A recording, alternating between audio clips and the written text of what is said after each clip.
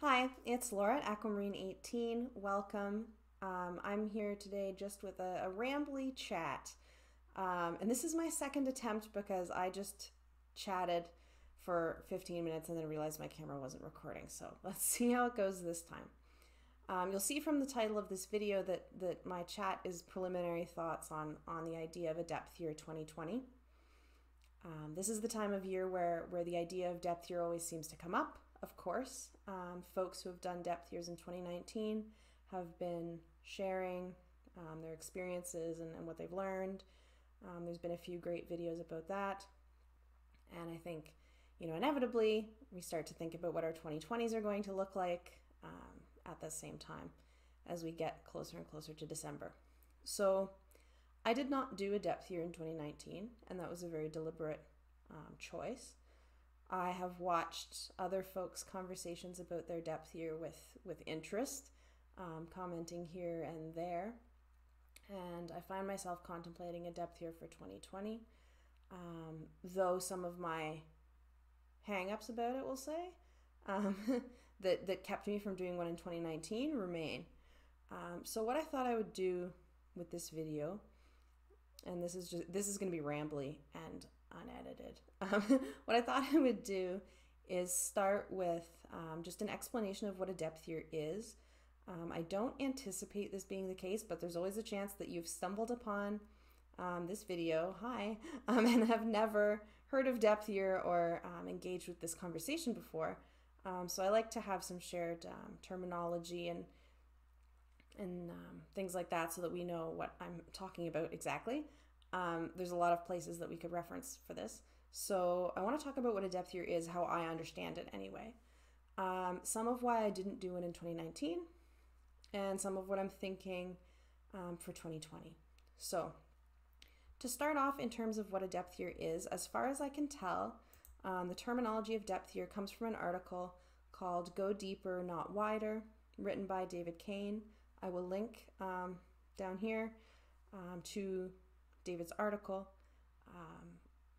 which as far as I can tell is the origin for this term depth year, right? So I want to read a little bit about what he has to say about depth year. So his article starts, quote, "I keep imagining a tradition I'd like to invent. After you're established in your career and you have some neat stuff in your house, you take a whole year in which you don't start anything new or acquire any new possessions you don't need. No new hobbies, equipment, games, or books are allowed during this year. Instead, you have to find the value in what you already own or what you've already started. You improve skills rather than learning new ones. You consume media you've already stockpiled instead of acquiring more. You read your unread books or even reread your favorites. You pick up the guitar again and get better at it instead of taking up harmonica. You finish the Gordon Ramsay masterclass you started in April despite your fascination with the new Annie Leibovitz one, even though it's on sale. The guiding philosophy is go deeper, not wider. Drill down for value and enrichment instead of fanning out. You turn to the wealth of options already in your house, literally and figuratively. We could call it a depth year or a year of deepening or something like that." End quote. So that is the idea of the depth year, going deeper with what one already owns as opposed to going wider. And I remember that in her 2019 kind of introduction to her depth year, Kellyanne Maddox, whose channel I'll link below, she has several videos on depth year. She was talking about how this is a bit different than just a no-buy year that comes from a kind of anti-consumerist place, because there's that added aspect of kind of mindful focus on what you have, which can have to do with gratitude and things like this. So it's more than just a no-buy, right? And that was something that was appealing to her, and it's appealing to me also. So that's what a depth year is. And there's a lot that I like about this. I definitely can identify, some areas that this, would apply to me or benefit me. I definitely have, some things I've bought for starting new hobbies that I haven't spent as much time with as I could have, for example, for sure. There are other things about it that don't speak to me quite as much. So David Kane talked about kind of stockpiled media, for example. I have a very small number of books that I've purchased and not read. Books that you read end to end that I've not read. but not a stockpile. I know that this, is an issue for a lot of folks. And when I worked at a bookstore, it was certainly more of one. But I don't have a mountain of unread or unengaged with media. So, that part a little bit less so. But I certainly like the idea for a number of reasons. However, I opted not to do a depth year for 2019 for a couple of reasons. And one of those is just that some of the ways that I think the depth year gets talked about in terms of kind of goals, I don't really feel inclined towards or like I need. So I've seen, quite a few folks talk about depth year as a way of kind of getting, in touch with how much they spend on particular things, or about wanting to build savings or wanting to address problematic spending habits, really compulsive shopping and things like that. And I don't think that that's something that I really feel like I need to do at this point. I'm precariously employed. I work contract to contract. I work different amounts at different times of year. So sometimes I have to save, during the more lucrative times for me when I'm working more, to support myself when I'm working less. I have a pretty good idea of the intricacies of my spending, of my expenses, what my bank account looks like, what my savings account looks like. Look, this is something that I'm on top of out of necessity. I don't spend on hobbies and recreation and tarot and books or any of these things in ways that are financially detrimental to myself, and am quite on top of that. So I don't feel worried about that. I'm also not worried about like having space in my house for things. I was actually talking about this with my partner the other day, and this idea of depth here, and my partner said, "Oh, your house is like actually, if anything, kind of sparse." It's mostly filled with kind of hand-me-downs from family, and that I moved from a one-bedroom apartment to a house, so I really didn't have enough to fill it. There was rooms with no furniture for quite a while. Now that I've been in the house for a number of years, I have furniture, but I don't have kind of piles and piles and piles of stuff that I'm worried about. Worried about space. So those things, were not reasons for me to do depth year. So part of not doing one in 2019 was just kind of, well, I don't really feel the need, The other thing about it is that I felt a bit weird about the language of depth year. And I brought this up. I brought up the idea of depth year in the general chat in Katie Flowers' Discord in her book club. I'll link to Katie Flowers' channel below, and Kellyanne's, I'll remember.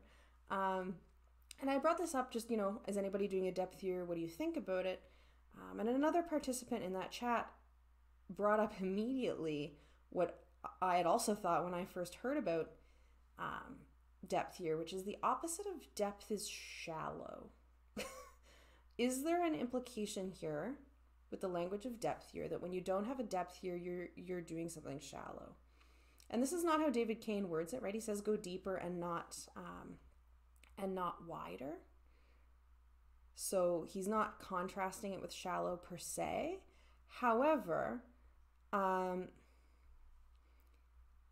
he does kind of go in that direction when he says, quote, "It's wonderful to have the freedom to continually widen our interests, but like many luxuries, it has an insidious downside.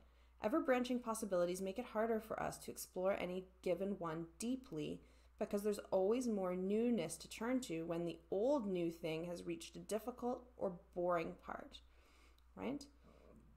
So there's a sense there that not going deep with what you have, or not going deep with a few things, we'll say, means that you're engaging in a shallow way, right?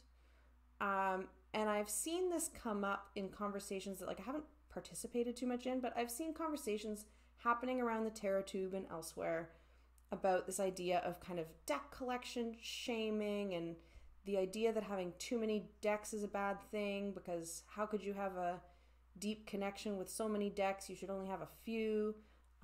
Otherwise you're you're just mindlessly consuming, and you must not, you must not connect with the things that you have in a meaningful way. For a series of reasons, like to be quite blunt, I think that's bullshit.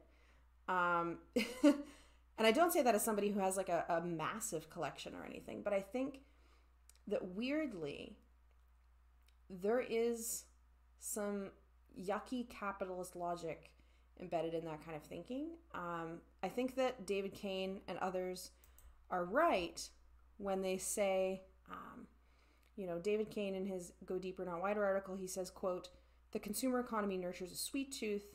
There's so much new money to be made in selling people new paths, new equipment, new books, new possibilities. The last thing marketers want is for people to get their excitement and fulfillment from what they already have access to," end quote. Because the idea is that then they would stop buying, right? So there's absolutely a capitalist kind of pressure to buy, right? For sure. Look at this shiny new thing, buy that thing. And that's real. And there's a pressure to engage in kind of persistent consumerism for sure. However, at the same time, and this is going to sound paradoxical, so just like stay with me. I do think that there's a bit of that thinking also embedded in the depth versus shallow, if you have too many things, you can't connect with them deeply mentality. And the reason that is that both of these things, for me, stem from this encouragement that's bound up with neoliberal capitalism to think about everything as a finite resource, right? Everything is finite. This is like FOMO comes from this. You might miss out. Everything's a finite resource. There's only so much of it, and you have to make sure you have it, and so on and so on. And I feel like in, capitalist mentality, in neoliberal capitalist mentality, we're even encouraged to think about ourselves as kind of finite resources. Our love, our commitment, our care, our emotion are all these limited things, right? That you can't have infinite amounts of, right? If you love more than one thing, that must mean that you love them all less than if you only love one thing. And this is the kind of thinking, I think, this is how capitalism is interrelated with monogamy too. It's like, having eyes for someone else, or interest in someone else, or affection for someone else, or love for someone else. It is assumed that love is this finite resource, that means there's less to go around, right? And I don't like that thinking. I don't like that thinking about relationships in particular. I don't like the idea that, having a connection that's emotional or personal or spiritual or deep with one thing or one person means that has to come at the expense of your connection with something else. I don't like that thinking. I don't like encouraging that thinking. It's jealous. It's jealous and it's possessive, and I don't like it. I don't think having more decks means you value the decks you have less. I don't think having more people you love in your life means that you have to divide your love up and love any one of those individuals less. I don't buy, forgive me, pun, I don't buy it. I don't buy it. I don't like it. So there's that side of the depth here for me that I find a bit troubling. I do think that there's something to be said in terms of the way that David Kane, phrases it, in terms of it being harder to explore new things. Absolutely, something like our time is finite, right? Like, I only have so much time. If I have 25 hobbies and a fixed amount of hours in a day, that absolutely means I'm spending less time with one or another thing, right? But that's different though than treating emotional investment as a limited amount thing. I do think it is different. So I want to be mindful of thinking about depth here in a way that for me does not kind of imply that up until now I've been shallow or something, right? Because I don't think that's true. I think that I'm hoping, take what I see as kind of the best of the spirit of the depth year, in terms of gratitude for what I have, in terms of spending time with things that I have spent some time with, but not as much as I would have liked, in terms of completing projects, in terms of dedicating to particular projects and giving myself the time to really work on them. I really like that aspect, and I'm going to go with that. But what I'm not going to go with is the strict rules. So, we remember from David Kane, I'll just find it again. He described the depth here. No new hobbies, equipment, games, or books are allowed. There's a sense of a no buy, right? Or at least a low buy element to this, where you don't accumulate more things because you focus on the things that you already have. And I've seen, different folks in the YouTube community and the TarotTube community in particular take different approaches to this, right? Perhaps that means, for depth year, that means buying no new decks that year. Perhaps that means only trading decks that year, right? That your collection doesn't get any bigger. You could swap if you want to work with something new, but that's it. Or perhaps it means you only have a couple of decks. You'll let yourself have a deck for your birthday and a deck for Christmas, and that's it for the year, or something like that. So people take this in different kind of ways and set kind of rules for themselves, right? And I'm like a really rules-averse person. So that was if I'm honest, like that's part of me not doing depth here this year, 2019, as well, right? Is there a part of me that likes the idea of, yeah, I'm not going to buy any new books at all. I'm just going to look at the books that I already own. Sure, absolutely. But there's also a part of me that's like, why am I going to do that to myself for a year? I'm not buying books in a problematic way. I don't have book mountains taking over my house. Why make this kind of harsh rule on myself?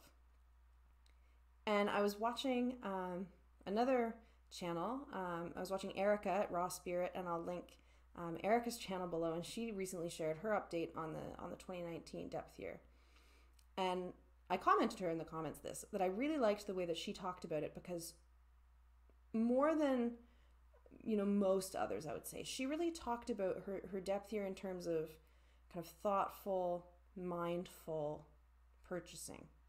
So it wasn't about 0 decks for the calendar year. It was more so thinking about, am I really, truly drawn to work with this new thing that I don't have yet? And exploring that feeling and seriously, being seriously thoughtful in that way. And I really, really liked that way of thinking about it, more so than the strict rule kind of approach. So that's how I am interested, I think, in approaching the depth here. And I've been reading this book, and I'll probably have a book review at some point on this book. Folks will know this one. I've been reading Mindful Tarot, written by Lisa Frankel-Tishman, who has a YouTube channel as well, Mindful Tarot, who I'll try to remember to link. You can see it's full of Post-its and bookmark. I'm not done yet. But I really liked what Lisa kind of defined mindfulness. And the idea of kind of a mindfulness practice is fairly new to me. I haven't engaged with this a lot, but the way that she discusses it in her preface, and this is a quote, Lisa writes, "Mindfulness is simply the art of paying attention with basic kindness and curiosity to the full range of human experience in the present moment. It's the art of noticing how things are for us right now, without our getting hooked or derailed by our reactions, stories, aversions, and desires. Mindfulness is a skill that can be learned. That's why we practice it. It's a state of awareness that can be cultivated and deepened over time." And I really, really like this, particularly the part about not getting derailed by reactions, stories, aversions, desires. Being mindful and present focused and thoughtful and deliberate. And I really, really like this as a kind of orientation towards the depth here for myself, because I think for me too, if I were to set too hard and fast rules, I would beat myself up when I failed, right? And I don't think that that would be good for me. So I think that that's going to be a good orientation towards kind of mindful, thoughtful, deliberate, decision making around purchasing in a number of different respects, as opposed to setting hard and fast rules. Because for me, like any area, any rule that I would make would have to have some exceptions, right? So I thought about, what would no book purchases for 2020 look like for me, right? And I would immediately have to have a caveat, because sometimes I do need to get books for work. Sometimes I can claim those, as expenses or professional development or what have you. But sometimes I need a book that I can't get through the library system. I'm lucky to have access to a great library system. But sometimes I do need a book for work, and I'm okay with that. I'm not going to make a rule that I can't have a new book. So kind of lost my train of thought there for a second. I'm not going to edit this out, whatever. So I like this idea of not having too hard and fast rules about purchasing. But I like the idea of being mindful and being, fluid, and something that Erica from Raw Spirit said in her response to my comment on her video was, it can't be so rules-based that it's not fluid, because like life is fluid, right? It has to be adaptable. Something has to be adaptable to be functional, and I like that as well. So after all that talk about why I didn't do a depth here in 2019, here I am in 2020 or approaching 2020, thinking about one, right? But redefining, what that means for me, and not necessarily meaning nothing new, but having a kind of a mindful orientation towards how I engage with particular things. It feels like a good year for this. This year, my card of the year for 2020 is going to be the Hanged Man. So there's that invitation to pause, invitation to gain new perspective, to take stock of one's thoughts and feelings in various kinds of ways. So I like that. That made me really think about the depth here for 2020. Hanged Man feels like a good year to think about that. I also, like, full disclosure, while I didn't purchase a lot of decks in 2019, because I am a pretty mindful purchaser because I live on a budget. I didn't buy a ton of decks or books in 2019, but I did kind of discover Kickstarter in 2019. So I'm kind of at this position where the calendar year is ending, and I have a number of decks that I've paid for but don't yet have. So the depth here kind of becomes attractive for me for 2020 in that respect, in that I know I will have some new decks coming, either decks that I've Kickstarter backed, or there's, I think one or two, I think one, but maybe two, decks that I pre-ordered on Amazon. So I do have a handful of decks that I know are coming that are kind of already paid for, already ordered. So I'm not really thinking about, I don't have a deck wish list, really. I'm not really thinking about purchasing anything. So in a way, this kind of feels like a bit of a cheat, right? Like having a depth here at a time where you don't feel inclined to buy anything anyway. But that's fine. That's totally fine. So, wow. If you stuck with me for 24 minutes of this ramble, thank you. So where does that bring me then for 2020?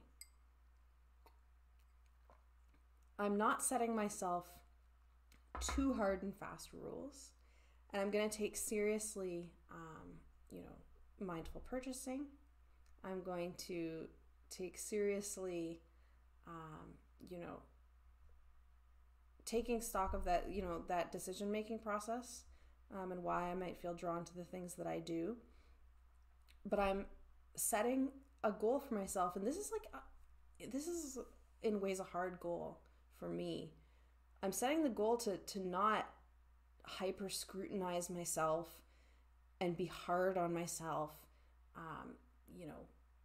If I do buy things, I'm just going to strive to be okay with that while being, deliberate and thoughtful and environmentally conscious, as I go. I also really want to focus on something that I really like very much about the depth year is this piece about, going deep with a few things. So while I'm not setting hard and fast purchasing rules, I do want to commit to not starting any brand new hobbies or, crafting or instruments or language or any of these things that I kind of like doing and learning in my spare time. I do want to set the goal, not necessarily around no purchasing, but around no new endeavors. Because I do have endeavors that I have started that I would like to really commit myself to spending more time on. Because time is finite. Love is not finite. Time is finite. So I am going to take up that part quite seriously. So when it comes to tarot and oracle decks, or like any other kind of decks, I guess, I'm going to be thoughtful and deliberate about my purchasing. I'm not going to just buy the next, shiny thing because it's shiny and I like it. I don't think I do that anyway. But I'm going to take like an extra deliberate approach. I don't anticipate buying a ton of decks in 2020. Probably will be very few because of that approach. And also I'm going to make sure that the decks that I've pre-ordered that are coming to me, that I really engage with them in meaningful ways. I'm not sure with Kickstarters and things like that, you never know exactly the timing. So like it could end up that I end up with, 2 decks in the mailbox on the same day. It's never happened to me, but it could with something like Kickstarters. And I want to commit to going deep with any deck that comes into my life in 2020. So there's my commitment there. For books, I am going to continue to utilize the library as much as possible, which is great for both my pocketbook and the environment. I'm going to commit to reading the very few books that are on my shelf currently that I have not yet read. Maybe even before 2019 is out, I'll get through them, to be honest. But I'm absolutely not going to leave those books sitting there. That's a depth year commitment for me. I'm also going to, I know I'm getting a book or two for Christmas from my mom, because I always do, read those books as well. And not buy any more, fiction in particular. Any books that I get for work are going to be nonfiction. I'm not going to buy any fiction until I've read all the fiction that I currently have, which isn't actually a ton.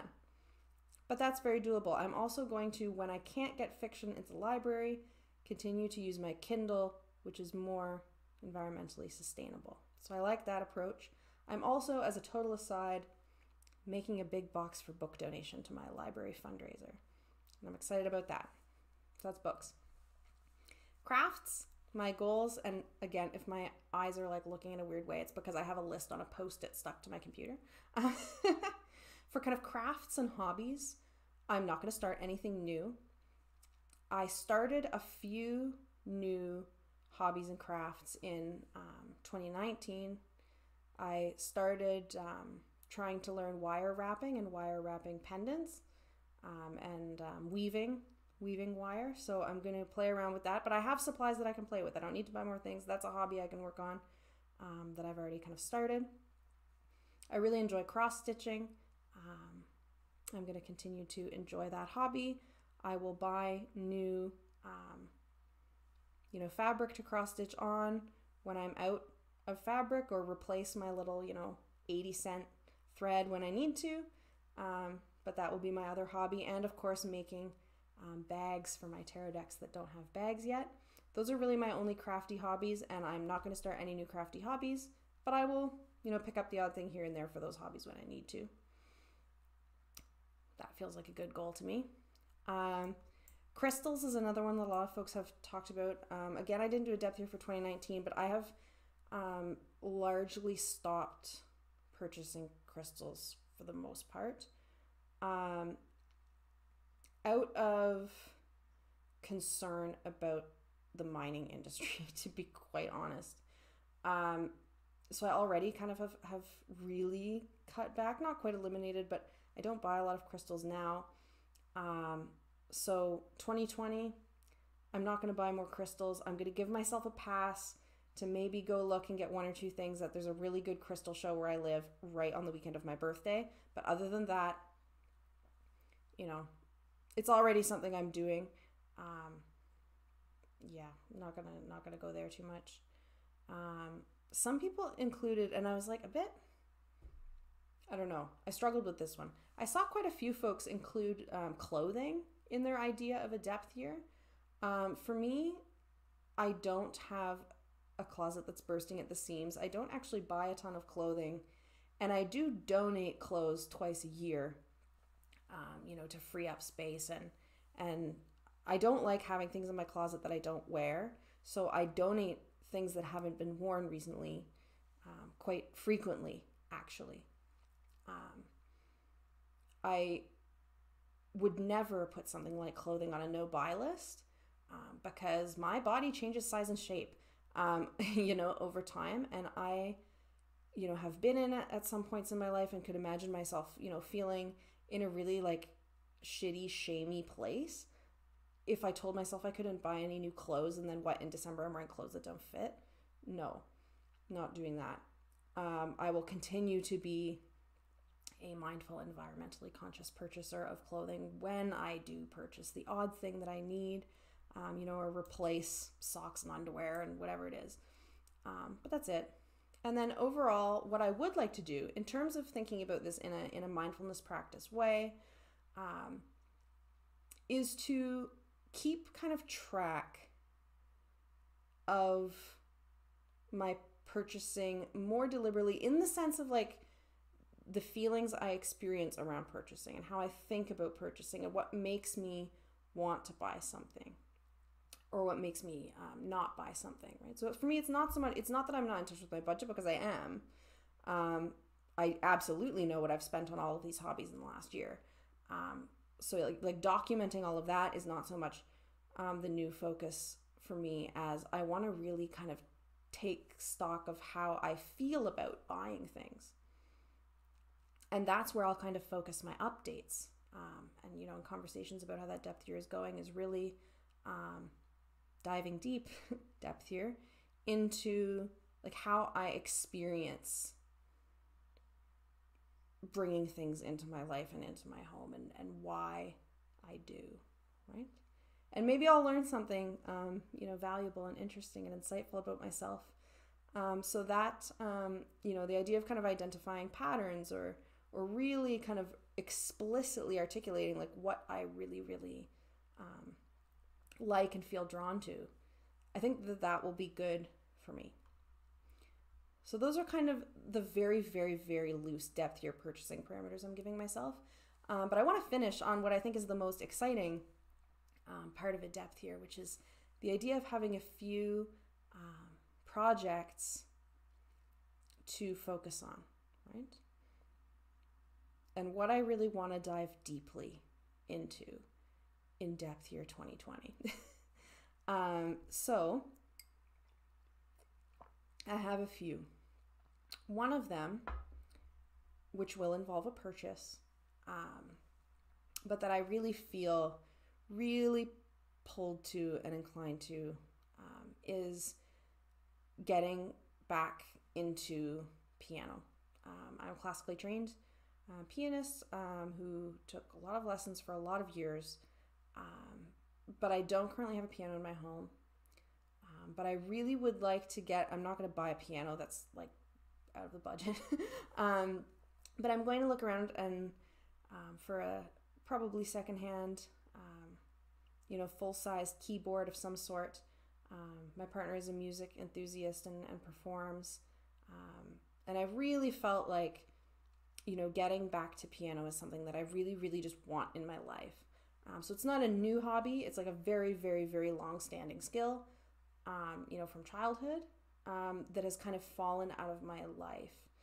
And so I really want to bring that back in and commit to, getting rid of my rustiness, because it's a thing.